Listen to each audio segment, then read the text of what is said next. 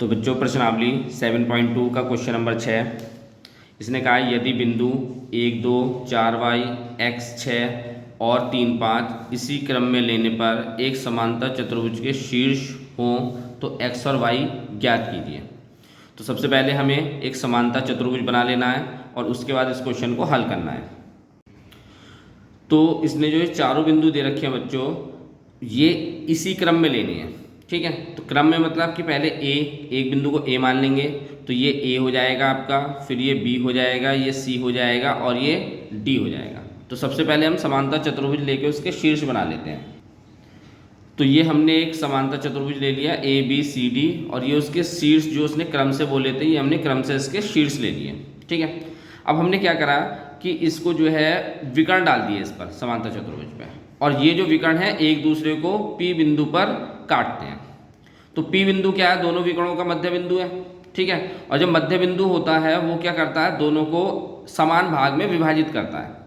तो हम लिख सकते हैं समांतर चतुर्भुज के विकर्ण एक दूसरे को बिंदु पी पर समद्विभाजित करते हैं, यानी समद्विभाजित यानी दो भाग में विभाजित करते हैं, ठीक है। तो अब यहाँ पे हमें यहाँ पे क्या निकालना है बच्चों? इनका x और y इनके मान निकालने हैं।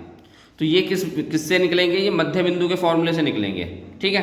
तो मध्य बिंदु के फॉर्मूले के लिए आपके पास जो AC है विकर्ण, ये किसके बराबर होगा बच्चों?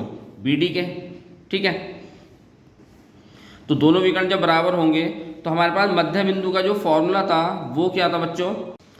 तो मध्य बिंदु का जो बच्चों फॉर्मूला होता है वो x1 + x2 भाग में 2 होता है और y1 + y2 भाग में 2 होता है, ठीक है। अब हमारे पास यहाँ पे AC और BD दोनों विकर्ण बराबर हैं।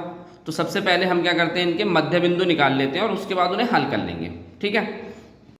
तो AC का मध्य बिंदु हो जाएगा हमारे पास बराबर BD का मध्य बिंदु। तो हमारे पास x कितना है? हमारे पास 1 है, x1, और यहाँ पे हमारे पास x2 कितना है? x है। तो 1 + x भाग में 2 हो जाएगा, और y1 कितना है? 2 है हमारे पास, और y2 कितना है? 6 है, भाग में 2। तो ये तो आपके पास AC का मध्य बिंदु आ गया। अब BD के लिए x1 कितना है? 4 है, और x2 कितना है? 3 है, और y1 कितना है? y है, और ये कितना है? y2 5 है। तो हमें अब बच्चों ये दोनों बराबर हैं, तो ये x का निर्देशांक और इसके x के निर्देशांक भी बराबर होंगे, ठीक है। तो हम यहाँ पे लिख क्या लेंगे?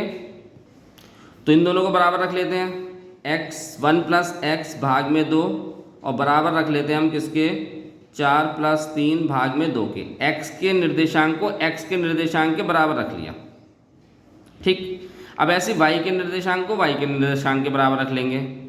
2 + 6 भाग में 2 और y + 5 भाग में 2।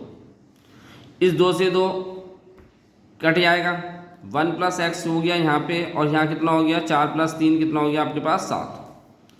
तो x का मान निकालना है तो इसको इधर लेके जाना पड़ेगा। x बराबर कितना हो जाएगा? 7 - 1, यानी x बराबर हो गया आपके पास 6। ऐसे ही इस 2 से ये 2 काट देते हैं, 2 और 6 कितना हो जाएगा आपके पास? 8, और y + 5। हमें यहाँ पे y का मान निकालना है, तो इस 5 को हटाएंगे, बराबर किस तरफ जाएगा? तो y बराबर कितना हो जाएगा? 8 - 5, ठीक। तो y बराबर कितना हो जाएगा आपके पास? 3। तो आपके पास निर्देशांक कितने आ गए? 6 और 3।